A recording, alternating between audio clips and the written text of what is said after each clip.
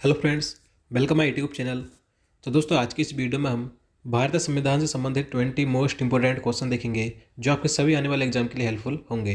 तो इसलिए आप वीडियो को बिना स्किप के पूरे एंड तक देखते रहिए। तो चलिए आज का वीडियो शुरू करते हैं। तो यहाँ पर आज का पहला क्वेश्चन है, डॉक्टर भीमराव अंबेडकर और महात्मा गांधी जी के मध्य सन 1932 में हस्ताक्षरित पुणे समझौते में क्या प्रावधान था। तो देखिए, जितने क्वेश्चन मैं आपके लिए इस वीडियो में लेकर आया हूँ, अगर आपको इनमें से किसी का भी आंसर पता है तो आप नीचे कमेंट बॉक्स में बता सकते हैं। तो इसका आंसर ऑप्शन डी हो जाएगा, निम्न वर्गों के लिए आरक्षण सहित संयुक्त निर्वाचन क्षेत्र का प्रावधान था।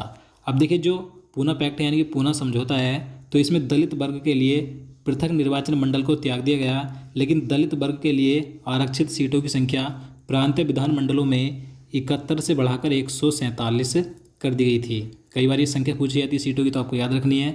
और देखिए, बात करें ये जो पूना समझौता है, तो ये कब हुआ था, तो ये 24 सितंबर 1932 को हुआ था। डॉक्टर भीमराव अंबेडकर और महात्मा गांधी जी के मध्य हुआ था। कहाँ पर हुआ था, यही पूछा जाता है। तो पुणे की यरबदा सेंट्रल जेल में हुआ था। तो आपको सही पॉइंट याद रखने हैं। कार कौन थे, तो बी एन राव थे। तो इसका आंसर ऑप्शन डी हो जाएगा, बी एन राव, यानी इनका पूरा नाम है बेनेगल नरसिंह राव, याद रखना है। और देखिए, बता दूं कि जो इसके अस्थायी अध्यक्ष थे संविधान सभा के, कौन थे, तो सचिदानंद सिन्हा थे। स्थायी अध्यक्ष थे डॉक्टर राजेंद्र प्रसाद। और निर्मात्री समिति के अध्यक्ष थे भीमराव अंबेडकर। और संवैधानिक सलाहकार मैंने आपको बता दी, बी एन राव थे। प्रधानमंत्री को उसके पद की गोपनीयता की शपथ कौन दिलवाता है, तो इसका आंसर भी ऑप्शन ए हो जाएगा, राष्ट्रपति। राष्ट्रपति के द्वारा ही प्रधानमंत्री को शपथ दिलाई जाती है, याद रखना है। चलिए अगला क्वेश्चन है, क्वेश्चन नंबर 4 है, सामान्यतः प्रधानमंत्री होते हैं, तो इसका आंसर ऑप्शन सी हो जाएगा, लोकसभा के बहुमत दल का नेता। तो देखिए, भारत का प्रधानमंत्री बनने के लिए संसद के दोनों सदनों में से, यानी कि लोकसभा या राज्यसभा में से सदन का एक सदस्य होना आवश्यक होता है, लेकिन लोकसभा में बहुमत सिद्ध करना भी जरूरी होता है। तो इसलिए जो प्रधानमंत्री होता है भारत का, तो वह लोकसभा के बहुमत दल का नेता होता है, याद रखना है।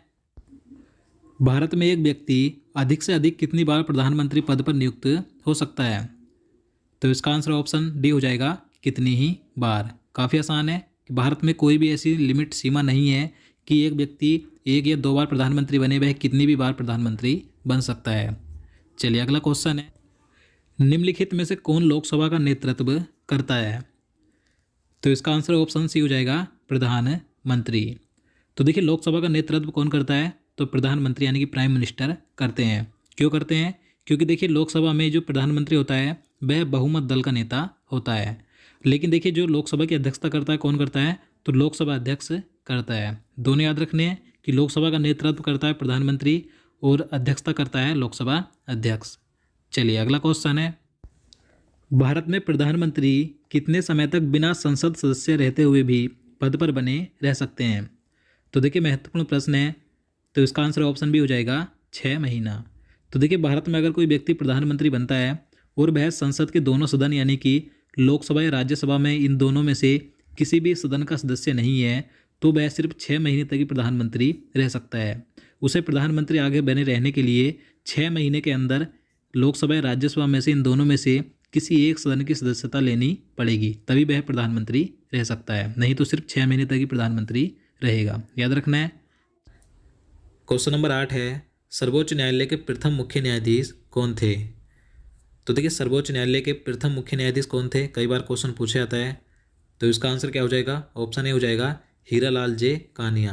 हीरालाल जे कानिया सुप्रीम कोर्ट के पहले मुख्य न्यायाधीश थे, याद रखना है।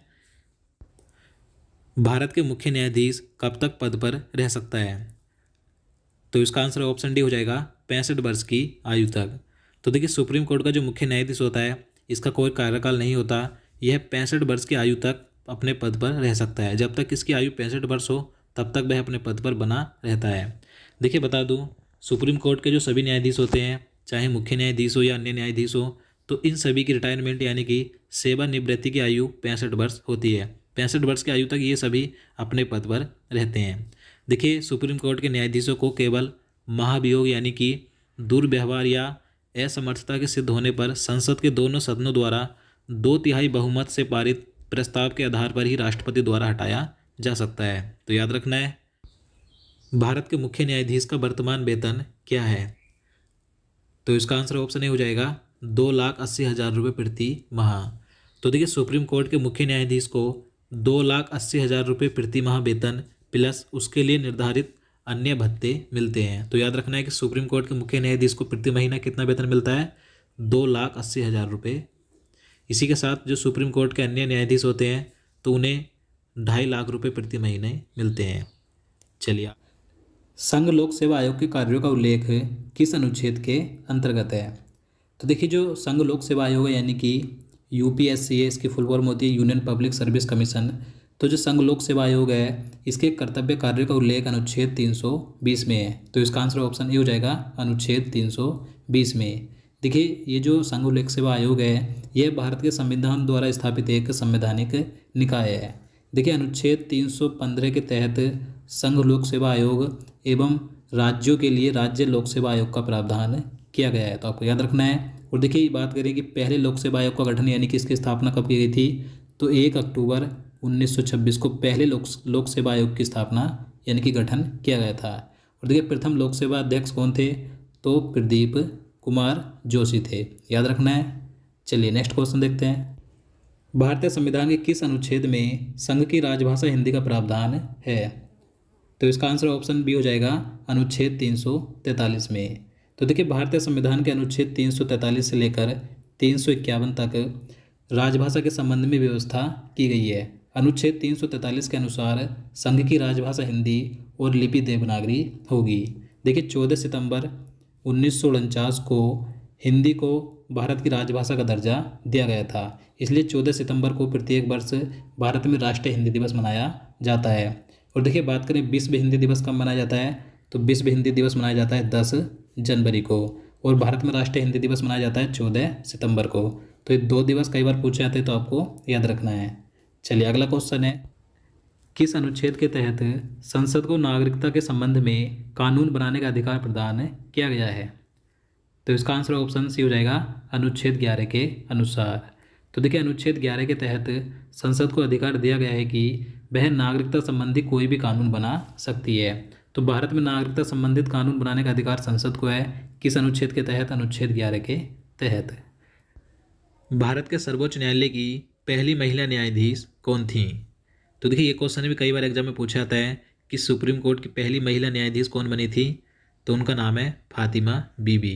तो इसका आंसर ऑप्शन सी हो जाएगा, फातिमा बीबी। इनका पूरा नाम है मीरा साहिब फातिमा बीबी। तो ये सुप्रीम कोर्ट की पहली महिला न्यायाधीश थी।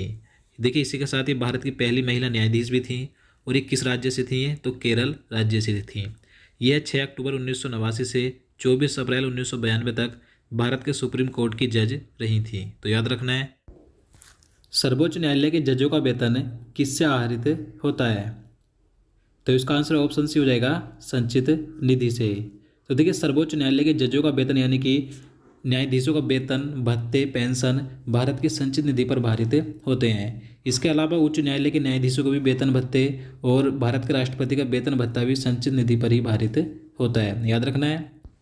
क्वेश्चन नंबर 16 है, संविधान की व्याख्या करने का अंतिम अधिकार किसे प्राप्त है? तो देखिए संविधान की व्याख्या करने का अंतिम अधिकार प्राप्त है सर्वोच्च न्यायालय को। तो इसका आंसर ऑप्शन डी हो जाएगा, सर्वोच्च न्यायालय को। क्वेश्चन नंबर 17 है, किसको समाप्त किया जा सकता है पर भंग नहीं किया जा सकता? तो इसका आंसर क्या हो जाएगा, ऑप्शन डी हो जाएगा, विधान परिषद को। तो देखिए जो राज्य विधान परिषद होती है यह एक स्थायी सदन है, क्योंकि इसके 1/3 सदस्य प्रत्येक 2 वर्षों में सेवानिवृत्त होते हैं, इसलिए इसे कभी भी भंग नहीं किया जा सकता, लेकिन इसे समाप्त किया जा सकता है, क्योंकि संविधान के अनुच्छेद 169 के अंतर्गत इसके गठन एवं विघटन की व्यवस्था की गई है। तो आपको याद रखना है जो विधान परिषद है ये भंग तो नहीं होती है, ये स्थायी सदन है, लेकिन इसे समाप्त किया जा सकता है। नेक्स्ट क्वेश्चन है, निम्नलिखित में से कौन सा एक संविधानेतर संस्था है? तो देखिए इस क्वेश्चन में बताना है कि इनमें से कौन सी संस्था का उल्लेख भारतीय संविधान में नहीं है। तो इसका आंसर ऑप्शन बी हो जाएगा, नीति आयोग का। देखिए जो नीति आयोग है इसका उल्लेख भारतीय संविधान में नहीं किया गया है। देखिए इसकी स्थापना योजना आयोग के स्थान पर की गई थी। इसका गठन 1 जनवरी 2015 को किया गया था। तो आपको याद रखना है कि नीति आयोग का गठन कब हुआ था, 1 जनवरी 2015 को योजना आयोग के स्थान पर।